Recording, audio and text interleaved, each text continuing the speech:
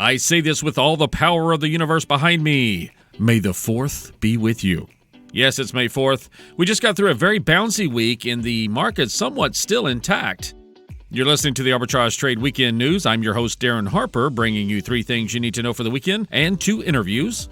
The first interview is what to do if you've been the victim of a financial scam. Second interview is navigating new social territories from first dates to roommates.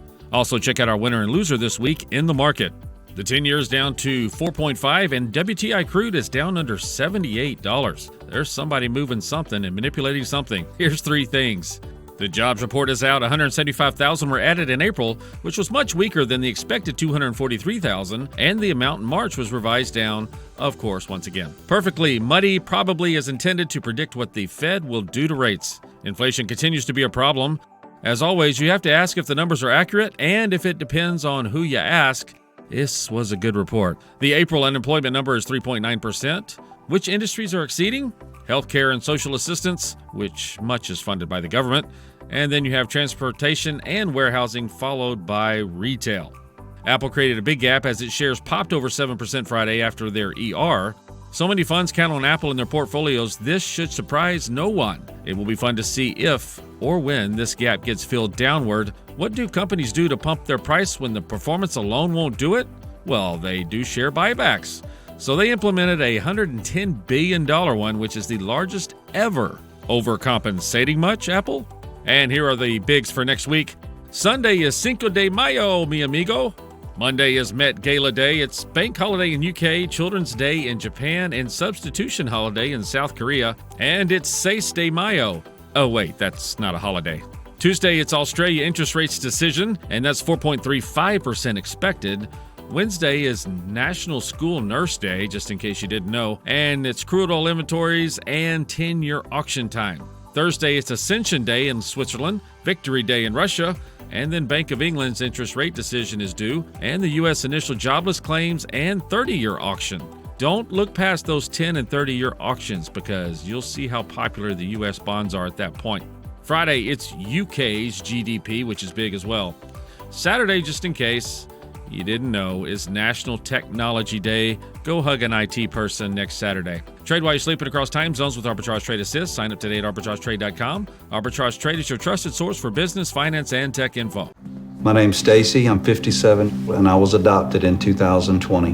We were adopted in 2019. And we were adopted in 2021. We had a house, and it sounds crazy, but it wasn't a home. The one thing that Jake and Emma brought is it became a home. When I met Dakota, he had just turned 14. You weren't there for the first this and the first that. I missed the first words, but we got a lot of other firsts. Watching her say, oh my God, I cannot believe I got my license. And she's like, I passed. And I'm like, girl.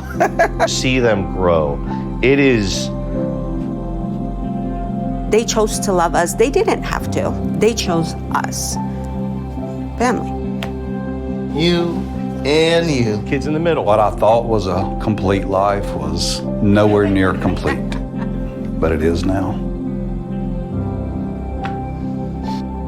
Learn about adopting a teen from foster care. You can't imagine the reward. Visit adoptuskids.org. Hi, Caroline. Welcome to the Weekend News. Thank you, Darin. You've written this week about something I was very passionate about a long time ago. I found this guy online named Kit Boga. And I suggest anyone listening, but just be careful. You will get stuck for days watching something and wasting away your days. But anyway, he catches these scammers. People send him these links that they've gotten in an email or however they get them. Right. And he goes in and he pretends like he's this old lady. He does voice changers and he gets them. And he gets them back. And he takes all their information off their hard drives. He gets them back. It's awesome. Nice. So you wrote, that's why I liked your blog this week, which was what to do if you've been the victim of a financial scam.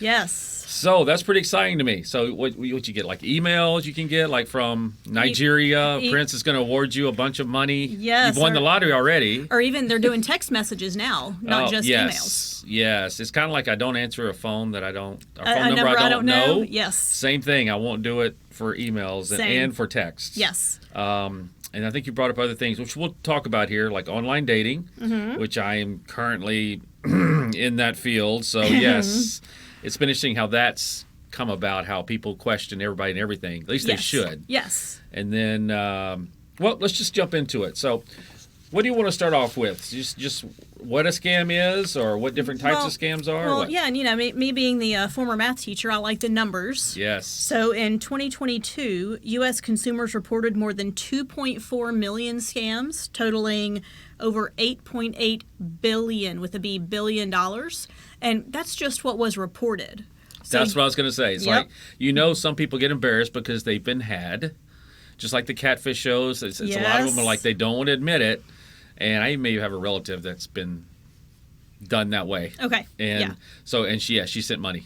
Oh, no. I know.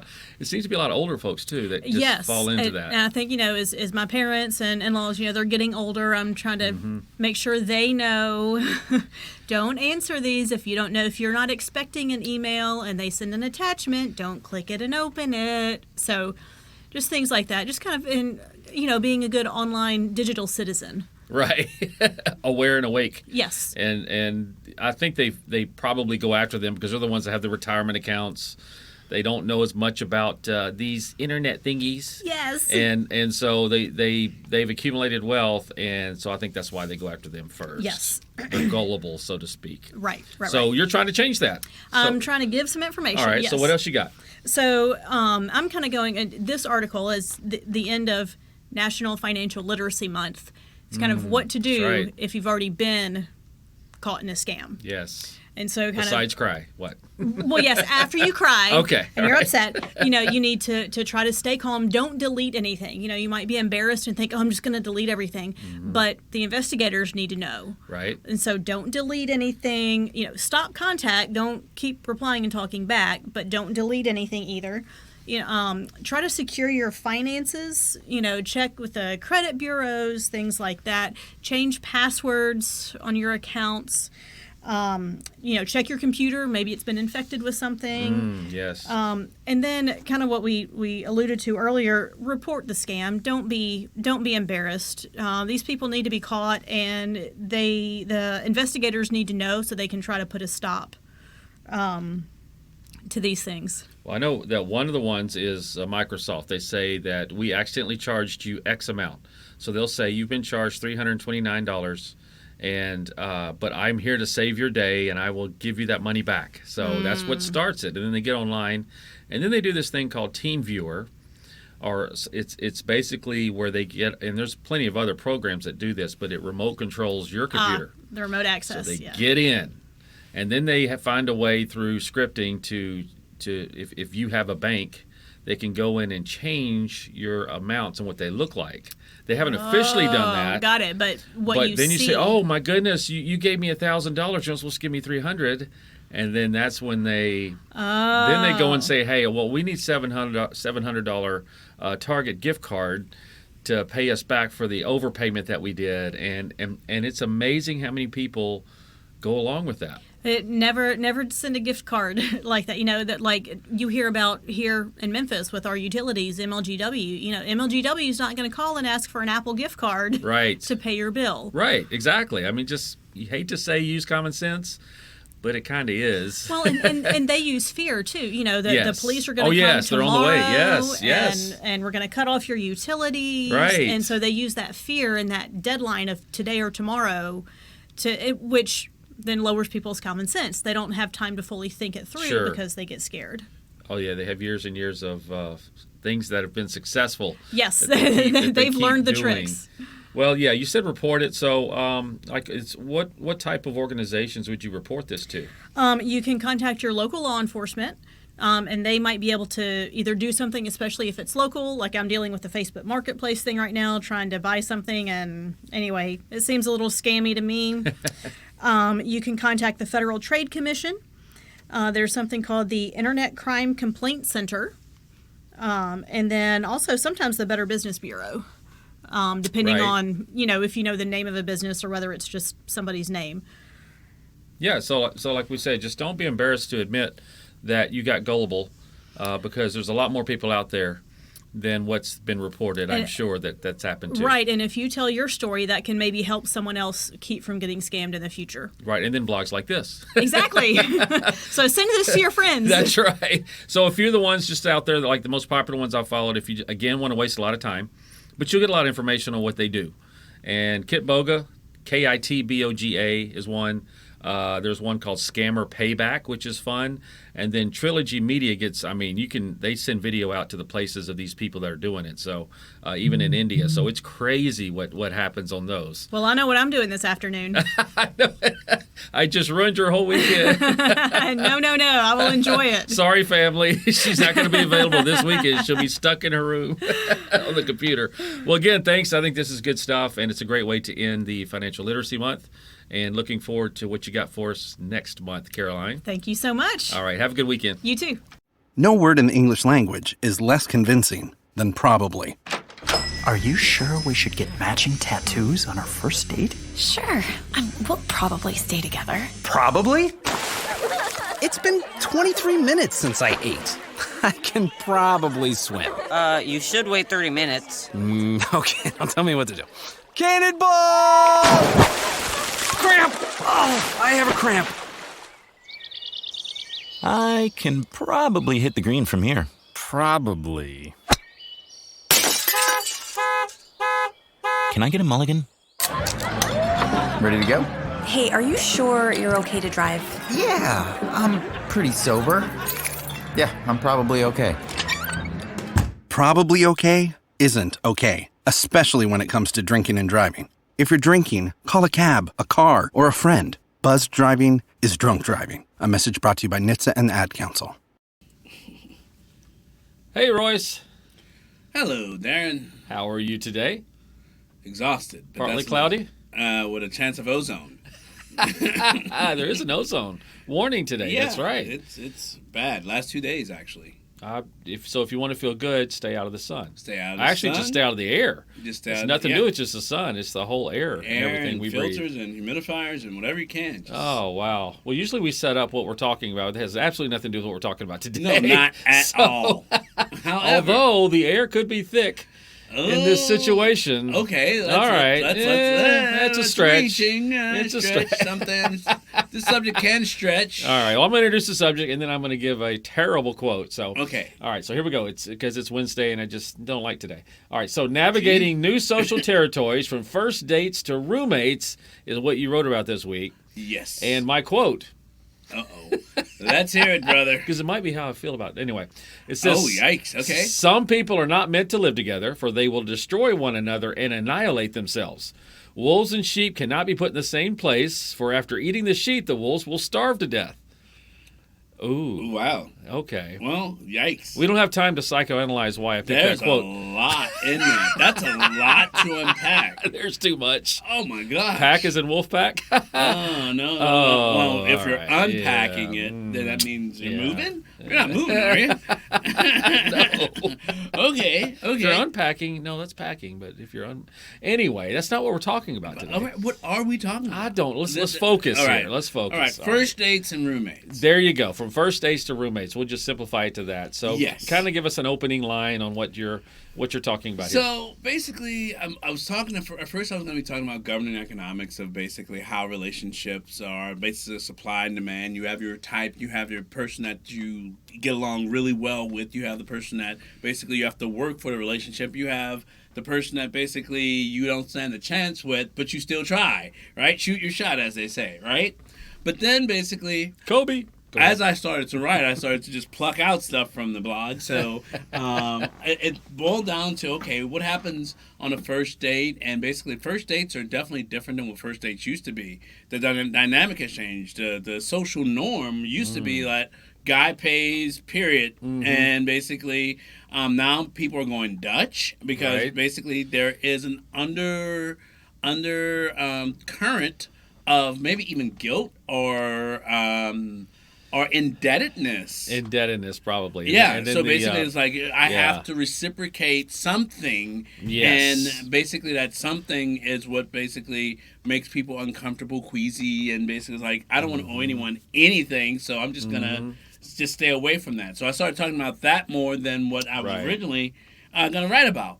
And then basically, once again, I like to morph things and make it fit in more than one bucket at a time, right? So from that, I'm like, okay, what else can I correlate to basically have the same feeling? Well, I do remember in college when they introduced co-ed dorms. That was quite different. Not within the same room, but just the same building. Same building, Left side is man or woman, right side is man or woman. Yeah, exactly. But in that dynamic, it basically goes like, okay, well, personal spaces, personal boundaries. If you've never had a brother or a sister, if you're an only child, basically you're not used to living with the opposite sex. You may have had brothers if you're a boy, if you may have had sisters if you're a girl. What happens when that dynamic changes? True. And then how do you basically interact? It's like, okay, is there community food? Is this mine? Touch it and die? Is or and then who buys the pizza on Friday night, or who buys the whatever when basically you guys are just hanging out together in the common spaces, right? Mom, he touched my cookies. Yeah, pretty much. It's like, yeah, poisoned them all. X-Lax, sorry. No. We're good. Oh, whose X-Lax is that? Who paid for that? Hey, Grandma would You never gotta miss suffer. it. You didn't help pay for that X-Lax. You must suffer until you go to Walgreens and get your own. Right? No, but yeah, that brings up that indebtedness that comes like whether it's co-ed or single-sex roommates or, first date, you still have that, okay, will I feel guilty if I take that last slice of pizza? Would I feel guilty if I take that last thing of milk? Maybe I'll just leave a little bit at the very bottom of the carton, just enough to annoy the roommate to say I didn't take the last of it. The kind that sours? Yeah. That sours that no one wants to take because it's just like backwash almost, really. Yes. Because some people even drank out of the carton, which that's another. Ooh, I hope my roommate doesn't do that. Whole different story. Oh, yes. Right? That's why you need cameras. No, I'm just kidding. You don't. Oh, yikes. Community cameras. No community cameras. That's just a no-go. Absolutely.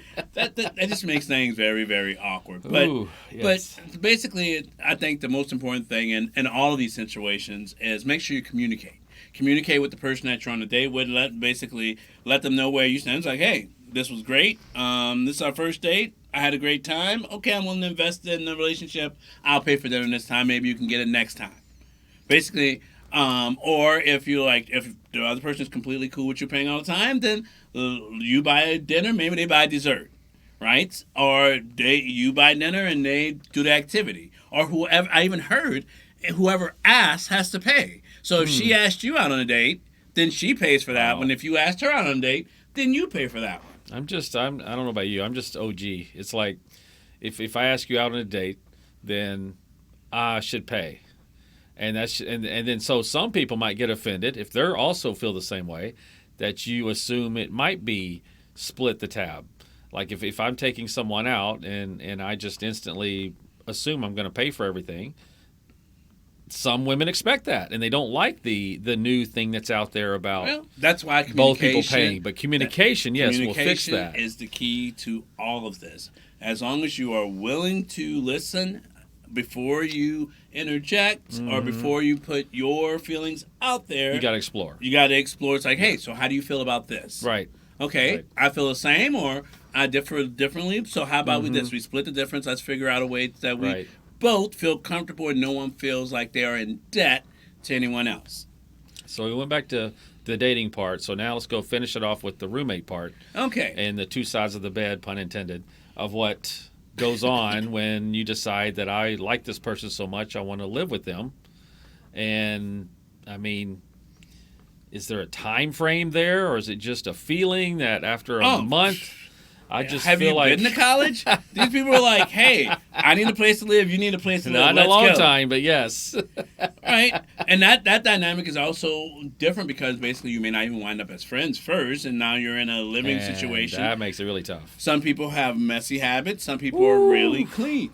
Some people are early risers. Some people are really loud. Or you work separate shifts even. I mean, or you guys are basically like passing and then the does night. that person actually care if I sleep or not? And so you really learn about how selfish they may be, which a lot of people are. Some people have pets, some people don't, and basically some people may even be allergic. Like, I didn't know about the bird chirping at 3 in the morning every morning.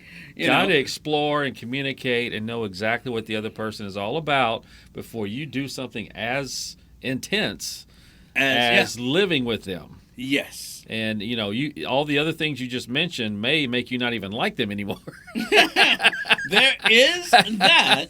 But before it gets to that, make sure that basically you guys set up healthy boundaries. Boundaries, yes. Those boundaries basically help protect you and prevent you from misinterpreting the other person's point of view. And it also gives you a vantage into basically how private or non-private they are. So if you're a nudist, you might not want to live with a nun. I mean, it's just common sense, right? I never would have put those two together. Exactly. In my head, much less in an apartment.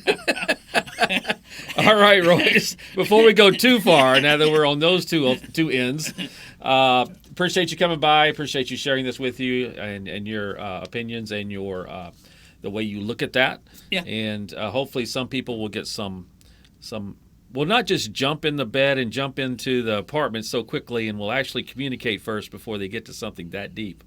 Yeah. All right. So thanks again, Royce. It's Wednesday. Let's please get off this. Yes, please. Okay. Shots? Shots! Thanks, Royce. During high school, I hung with the wrong crowd and I never graduated. I helped Santiago in many different ways, like all fathers do, because he always wanted to go to college. I felt a little embarrassed to come back to school, but eventually, once I came here, I knew that it's for a bigger goal. He was very dedicated, hardworking. He connected with his teachers. He connected with other students. That was one of the key reasons why he was able to keep forging ahead. It was amazing to see him graduate. This was one thing that meant so much to him, and of course, it meant so much to us too. With the help of my father and having my son, that was all the motivation that I needed. That support is everything. Find free adult education classes near you at finishyourdiploma.org. This week's winner and loser in the stock market. The loser is Vestas Corporation, that's VSTS. They're headquartered in Georgia, and they are a business-to-business uniform and workplace supply company. They provide uniform services and workplace supplies to North American customers, from Fortune 500 companies to local-owned small businesses across a broad set of end markets. VSTS started the week at $18.98, but on Thursday after earnings, it dropped all the way to $9. Actually, a little below. The 52-week high is $22.37, and their new 52-week low is now $8.92. So who was the winner? Deciphera Pharmaceuticals, that's DCPH. They're headquartered in Massachusetts, and they are a biopharmaceutical company which engages in discovering, developing, and delivering important new medicines to patients for the treatment of cancer. They opened the week at $14.59, and after an announcement of a definitive agreement with ONO to acquire them, the stock soared to as high as $25.47 Thursday. This was actually one of our pick of the days from December 5th, when it was at $13.20. Do you still have it? The 52-week high was $25.47, which was just set, and the 52-week low, $9.90. Visit arbitragetrade.com and learn about Pips, our AI bot, who lets you stop watching and start living. We are not financial advisors, but we do provide a service. Thank you for joining us today for another edition of Arbitrage Weekend News. Log into arbitragetrade.com to read our wide variety of blogs and educate yourself on Trade Assist and Forex trading, or even how to make passive money with our Trade Assist Affiliate Marketer program. You can even get to know our cute little AI bot called Pips. Arbitrage Trade Analytics LLC is a privately held research company. Arbitrage Trade Analytics LLC is solely responsible for the preparation and distribution of the contents of this podcast. The opinions offered in this podcast are for informational purposes only and are not intended to function as investment advice. Seek a duly licensed professional for investment advice. For more information about the informational research and services offered by Arbitrage Trade Analytics LLC, please visit arbitragetrade.com.